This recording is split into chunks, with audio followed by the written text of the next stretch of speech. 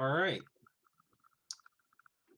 So tonight we're going to be going through Nina, just doing a quick walkthrough on how to create an artificial horizon file. This is not going to be imagery. This is going to be specifically for recording the altitudes of the various obstacles around your telescope. It is intended that this would be for a specific location that you always set up your telescope in the same spot. If you have a couple of telescopes side by side, it'll work. If they're close. But I wouldn't try to use the same file in a location more than 10 or 20 feet from where you're creating this with your telescope right now. But if you want to walk through and you have Nina up, I have my screen shared for my mini PC on my EQM35 mount with my ASCAR FRA 400. I'll be using the ASI 2600 mono camera. And I'm going to, for those with mono, I'm going to show you a couple of things that you might find interesting with the different filters. Um, Now, this is 6 o'clock in the evening. It's still fairly bright outside. So a couple of things that you want to do first to get started is you want to make sure your equipment is connected. For this, you primarily need your camera. It doesn't have to be cooled. You don't have to turn the cooler on. If you're shooting mono, I would suggest you connect the filter wheel, and you also need the mount connected. I do use the EQ Mod driver for my mount. Uh, Something I'm going to do here for the recording is I'm going to check this box here to keep it always on top. Uh, that way we can kind of see what the scope is doing itself and how that is controlled through Nina. It's actually pretty slick the way this works. But one of the things which you want to do is you want to make sure you have this Horizon Creator plugin installed. I do run the nightly version of Nina. I've never really had much problem with it, but this plugin has been out there for some time and it works very well. And we can go over other plugins at some other point, but tonight we're just going to focus on the Horizon Creator. Now, to see this, you would go under your imaging tab, and I have it. I have mine set over here on the uh, imaging screen, and you're going to see how this comes into play. But in order to turn this on or off, it's going to be one of these puzzle pieces up here. It's going to be the Horizon Creator. So you check this on or off to display that. It might by default uh, place its tab down here under the imaging window where you would see your images. But what I did is I just drug that over here. My top right window, I typically have my autofocus and imaging windows, but I went ahead and put the Horizon Creator next to this. Um, if you're still following along on, if you're doing this on your own PC, uh, what I'm going to show you here is, first of all, it doesn't your scope doesn't really have to be focused that well. If you had it focused for you know uh, imaging, the last time you had it out, you really shouldn't need to adjust the focus much. Um, but you can, if you want to point it down at a tree or something somewhere and focus it, you can. That is not necessary. The reason being is your focus will still be good enough to see the trees and objects as we go around the 360 degrees uh, from the mount to see them. So you don't have to have them focused. I did focus mine earlier just to make it a little prettier, but that is not necessary. Um, on the imaging here, I have mine set because it's so bright and these cameras are sensitive. I have mine set to 0.0003 seconds. All right, that's what, 3/10,000ths of a second. Um, and nothing else specific here in here that you want to do here except turn looping on. You do want to be able to loop because it's going to be taking pictures constantly, almost at the speed of a video. But um, the way this works is, I'm going to go back and backtrack a little bit here. The way this works is it basically has the circle, the target here, the center of the circle, if you can see that, that would be the zenith right over top of your scope. And the outside circle is going to be the ground or the horizon. And we're going to be going around here creating a file. It's going to have a circular representation of the altitudes of the various objects around our location. Any questions so far? No. Okay. And thank you, John, for recording this. And hopefully it'll be well received and it can help some other folks. All right. So to get started, once you have all your equipment connected, I'm going to unpark my mount. All right.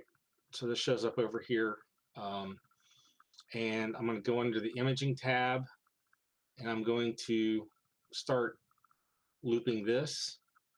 And then I'm going to go back over here to the Horizon Creator.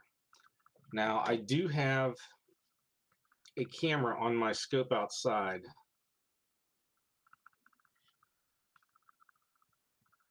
And I'm going to show you, wow, I got a lot of windows open here.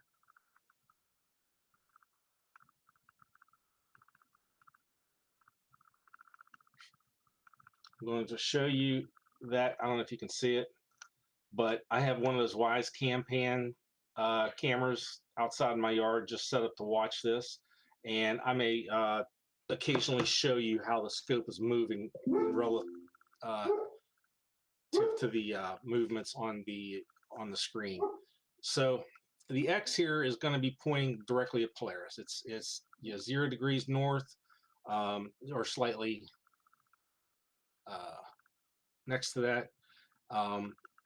These 4 arrows here are for controlling the mount, and this is not a direct correlation to the north, south, east, and west here. Nina will basically take these inputs and slew the telescope to look at that location. So if we're pointed here at Polaris, I'm going to start by pointing directly down, and I'm going to do that until I can see trees or something else in this display window here. So up here, you can do the azimuth step size and the altitude step size. For starters, I'm going to have them both at 5, which is the default.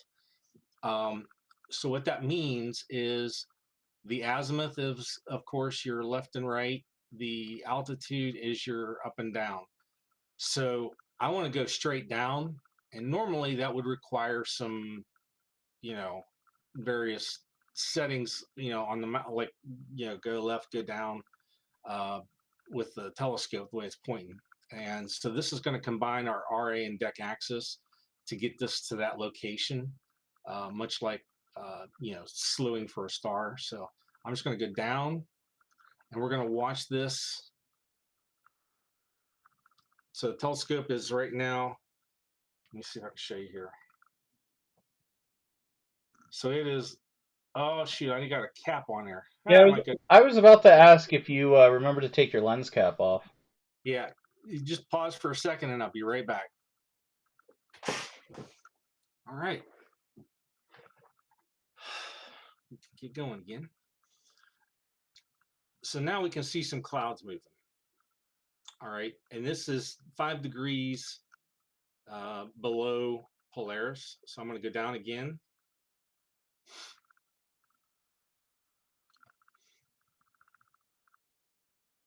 You can see this little X where it's pointing. All right, so the scope moved a little more. And what this did was it went sideways with the RA, and now it's taken the deck down to get to that location. And the reason I do the 5 degrees on the altitude step size to start is it's typically going to have to come way down. So each time I hit this down arrow here, it's coming down directly under Polaris by 5 degrees each time. So as it comes down, when it's done moving, it'll the arrows will become available again. Now, one thing you have to realize too is on an EQ mount, it doesn't go up, down, left, and right uh, like a Altaz mount would. So right now my telescope is sideways, uh, but I now see trees. All right. So even though the camera's sideways, this is letting us know that, hey, this is the horizon. When I get down to this point, anything below here, I'll not be able to image. So this is where the horizon file really comes in useful, is whenever you're using the advanced sequencer. There is a couple of um, commands here, or yeah, instructions.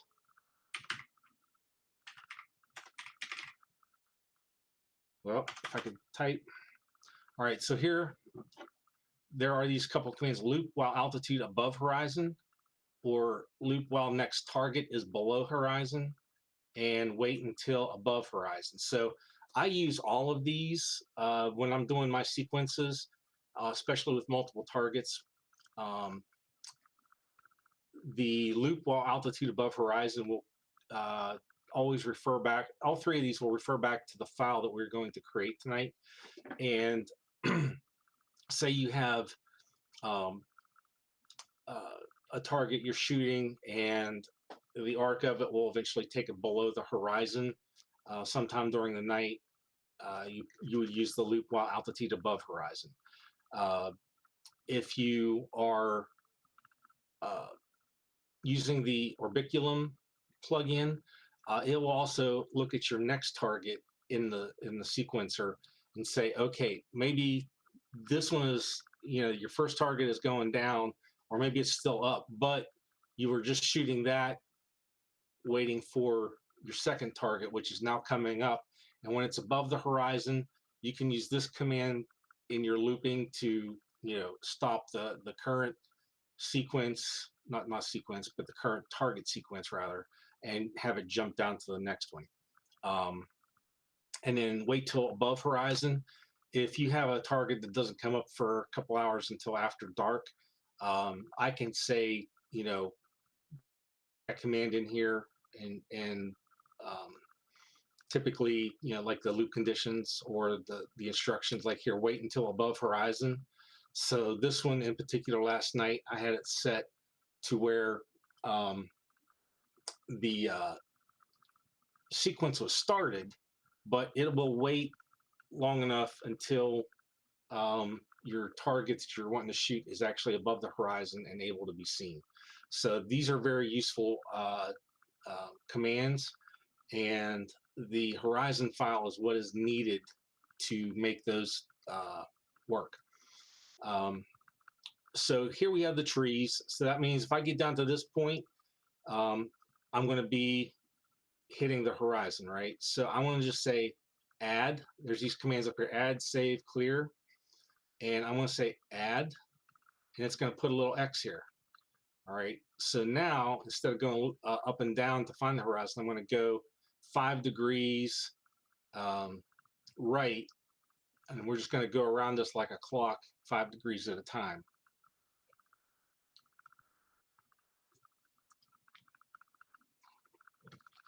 In the telescope, I'm going to show you, it's actually doing a meridian flip, because at this point, to go on this side of um, Polaris, it has to be on the other side of the mount, right? So it's automatically doing the flip.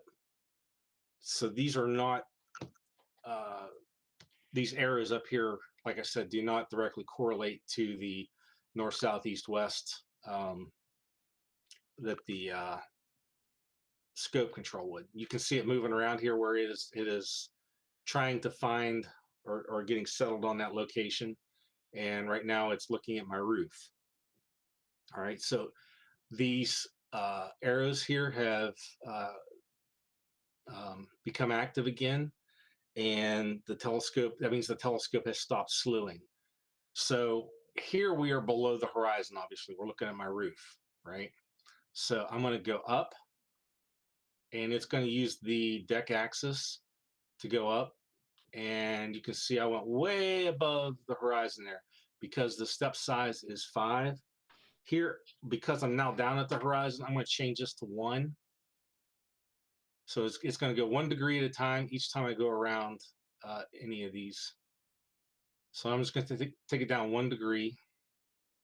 And there I see the horizon. Okay, so the trick to this is you want to add a point anytime you see a part of the horizon in the field of view here.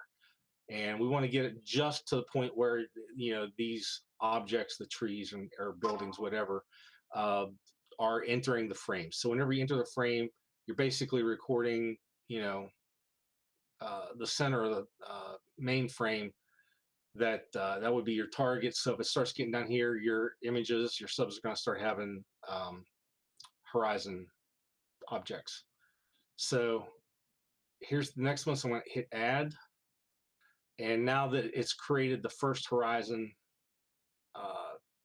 part where it knows that, okay, here's a part of horizon, here's the next altitude. So I'm going to go right again, and it's going to go 5 degrees around the circle. And okay, it's got my chimney there. So I'm going to go up a degree.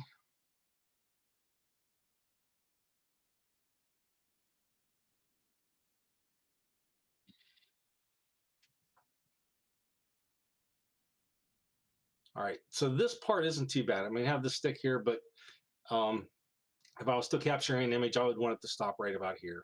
So I'm going to hit add. And I'm going to go right again. And we do this all the way around the circle. And you can get as detailed as you want. If you wanted to set the azimuth step size to 1 degree, it would go around, you would do this 360 times. So here we are not going to do that many. We are going to do a few of them just so you can follow along and get the hang of this. All right. Go up. And we got a jet coming through. Look at that. What timing? So here I'm going to go ahead and hit add, even though these are a little bit high. I'm just going to say, okay, that's a, point where we're getting low. So I'm going to do this and go next. And actually, once you get to doing this, it will go pretty quick. And here I actually have a spot that's between 2 trees. So I'm going to take this one. And you can see the horizon is not changing much at this point. All right, so this tree is a little bit in the way, so I'm going to go up a degree. All right, so that was 1 degree up. I'm going to go up another degree. All right, that one looks good. I'm going to hit add. I'm going to go right another 5 degrees.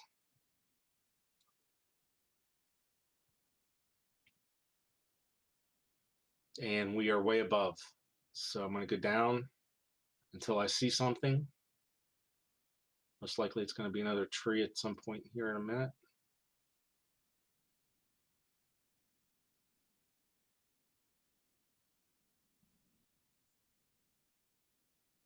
So you wait until these arrows become active again before you click them.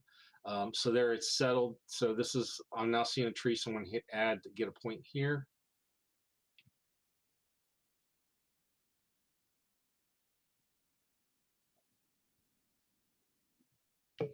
And I'm in a tree, so I'm going to go up.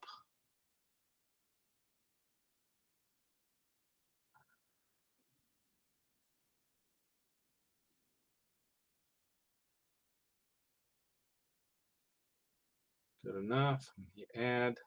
Now, one thing I want to do here, I'm going to demonstrate, we can change this to 10 degrees, for instance. And I'll show you if you change the azimuth step size. you can, if you have a fairly decent horizon that doesn't change much, you could definitely increase the azimuth step size. Um, so before we were at 38 degrees was that last point that we saved, and the altitude was 25. Um, and so, yeah. So now we went 10 degrees. So we're going to be up around 48 degrees if as we're going around the azimuth here from north. So here's another tree. So I can see that. I'm going to go ahead and add. And if you look here, this is your degrees of azimuth, and then here's your altitude. All right. So at 48 degrees, I got to stay above 25 degrees altitude to keep the target in view. So this is the actual data that's going to be in the horizon file that we use. So it just constantly refers back to this data. So I'm going to hit add. Oh, I'm going to go another 10 degrees. And then to speed this up, we're going to change it to like 15 degrees, and then we'll finish up here. All right, so that actually went above the tree, so I'm going to go down 1 degree.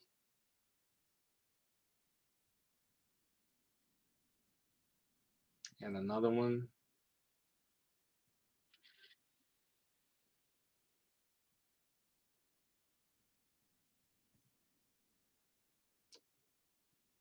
So this is a good demonstration here because we went past the trees that uh, were closer, and it's going to drop significantly here because it's going to be in between a couple of objects.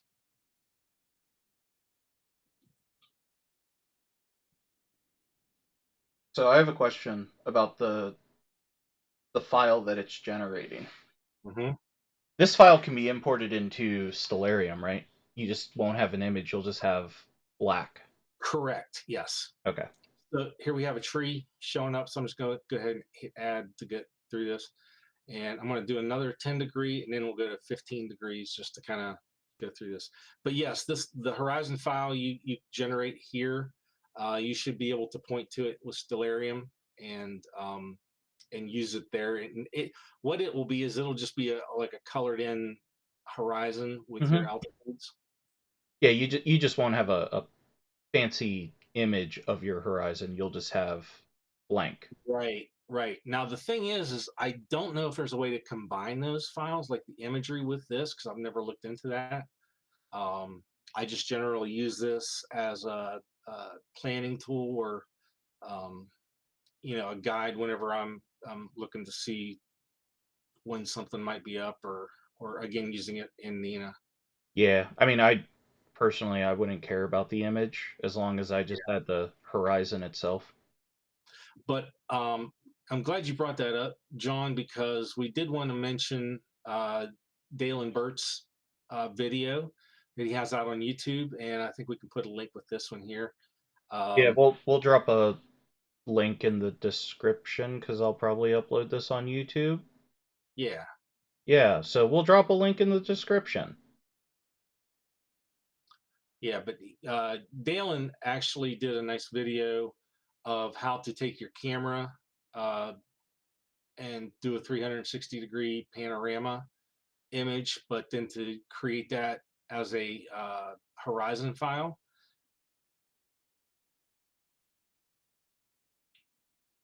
And that's just a matter, I think, of identifying a spot on the image as north, and then it brings it around. I've played with that before, but never to the extent of actually importing it, because um,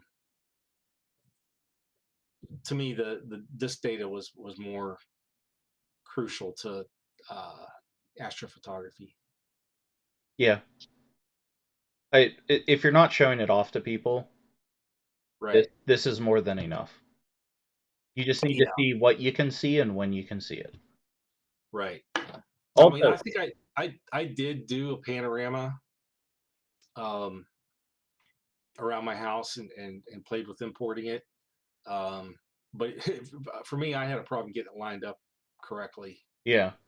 Was my issue. All right, we get to 90 degrees. I'm going to change this to 15. We'll do a few more here. Okay, so this is coming around. This went down here because it went basically everything dropped off because of my neighbor's house, and then now we're into their trees, in their front yard. So it jumps way back up. So we went down to 6 and 7 degrees in the last two points.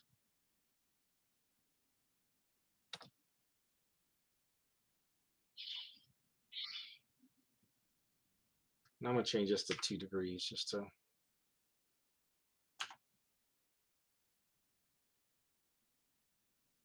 get it going a little quicker here.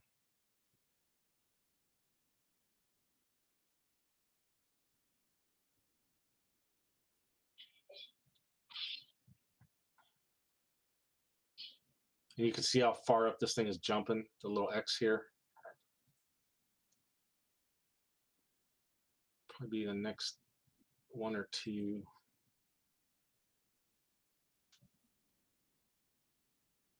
All right, good enough. So here we're at the top of a tree. We'll hit add. We'll go right 15 degrees. And again, you can make this as detailed as you want. You can take this every, 1 degree, or heck, I imagine you could probably even do fractions, or not fractions, but decimals if you wanted to. I had never played with that, but Yeah, it just depends on what's obstructing and yeah. yeah.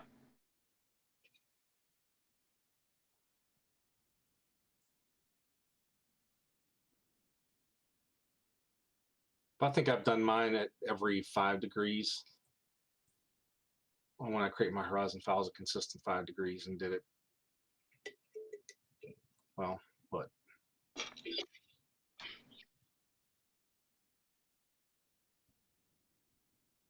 Okay, go another one.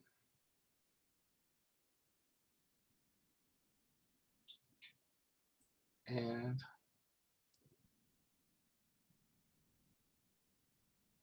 now I want to point out that this file keeps refining itself with details. So this red section here will be what defines your horizon file in the end.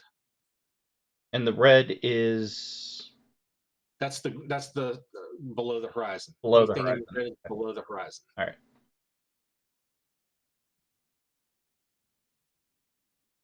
How a lot of jets playing out there tonight.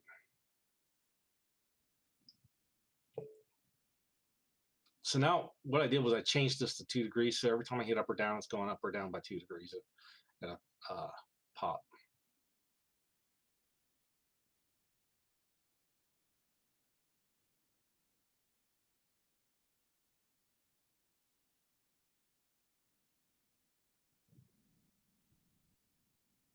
Yeah, we have a tree.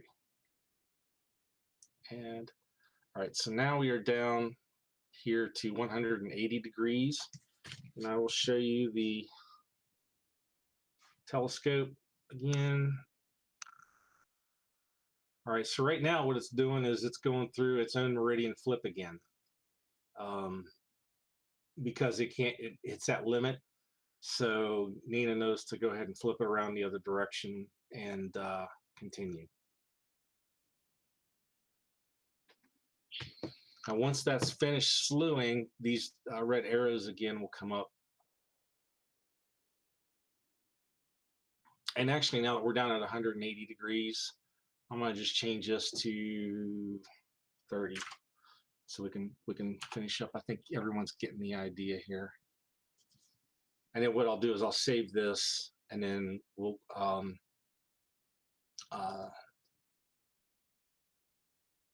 enter it in as the defined horizon file. But the one thing I want to show you here is while this is slowing, this doesn't create a file until you hit the save up here, and then you save it, and then you give it a name. Oh, okay. So if you were to have like two telescopes right next to each other within like 5 feet, say, Yeah, you could literally just copy the file from one to the other. right. Okay. Yeah. So here I'm going to create this as Horizon Demo. Hit save. All right. And okay. So it's flipped around now. So I got to get down a bit because it's going between the trees of my one neighbor and the trees of my other tree. So if I'm looking right. All right. Let's change this to 5 degrees.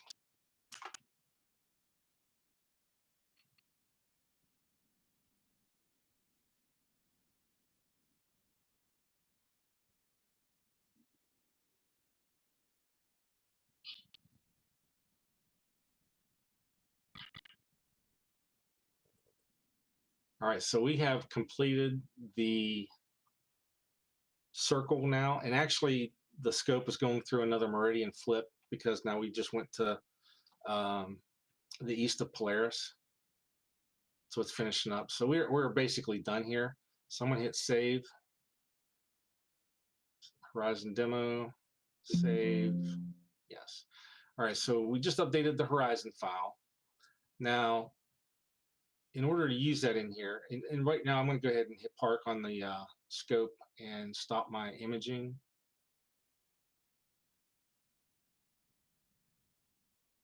Park. And I had the EQ mod up over here, so if anybody wanted to look at the RA and deck, uh, you know, locations, it's recorded in video here. But now to use that file over here under General, I'll go ahead and turn this off. There's the under the options General. There's the astrometry tab, and you can say here to pick your Horizon file. All right, so I'll just say Horizon demo. All right, that's really all you need to do to use that. But then, like I said, the benefit for this is it'll show you here the ability to use that data to control your sequences. And it also shows up in the Sky Atlas, correct? So like if you were to pull up a target. Yes. Yep. Okay. So this is another part where it's very useful. I mean, this is not my, so, okay, to demonstrate here, this is the demo file that we just used. I'm going to go down here and change this back to my Horizon ASCAR. And then go up here, Sky Atlas. And there's the actual horizon. Well, it's actually from last fall. There's a couple of trees that come down, so I got to update that, but I'll do that later. But yes, this will show you the other. Oh yes, the other part of that is if you're doing a search here, altitude. You can say above horizon Oh. from Okay. you know uh, 2 a.m. to dawn, right? And Yeah. it has to be visible for at least 3 hours. All right, we're gonna say search. Actually, it probably won't find anything because 4:59 is 3 hours. So so we're gonna go to nautical dawn. Oh, yeah, it would help if I remove that specific name there.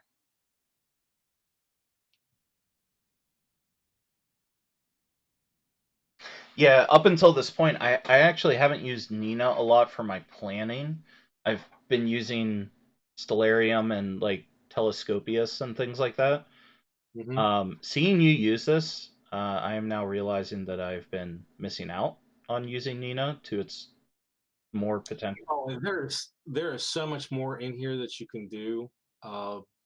Not specifically with the Horizon file, but yeah, so much automation and things that Oh, you know yeah. constantly being improved. It's I'm so glad I found it. Yeah, Um, adding in the Horizon file, now I'm like, oh, okay, well, I don't need to use Telescopius. I can just use this for planning.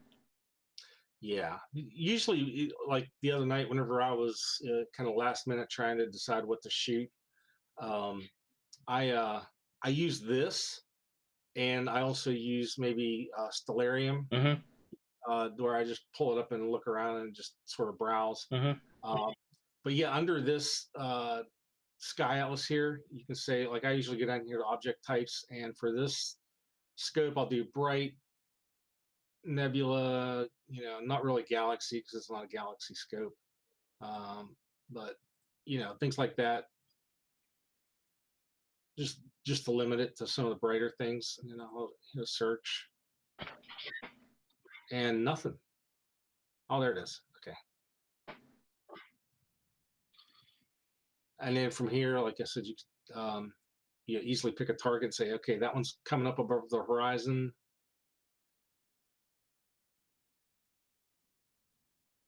And this one, we'll just start here in the framing and see. So I'm not even sure what I picked. SNRG. Well, that's a really obscure one. That is really obscure. And so Nina doesn't have enough data here to really show it, that object, but it knows it's there. So that is pretty much the demo for creating a Horizon file in Nina. And that file name type of the, let's see. It was .hrz. Yeah. Yeah. Yeah, HRZ. These are Horizon files. So any file in this format, if you wanted to dig into this format with adding imagery or whatever, you can do that. But this is how you create that HRZ file, and you can copy this, like you said, John, that from one PC to another if you have multiple rigs very close to each other. But like if one of mine was 50 feet further down the yard, I wouldn't use it because the trees and everything would be in a completely different location. So Yeah. yeah. So anyway, that concludes my part of the demo.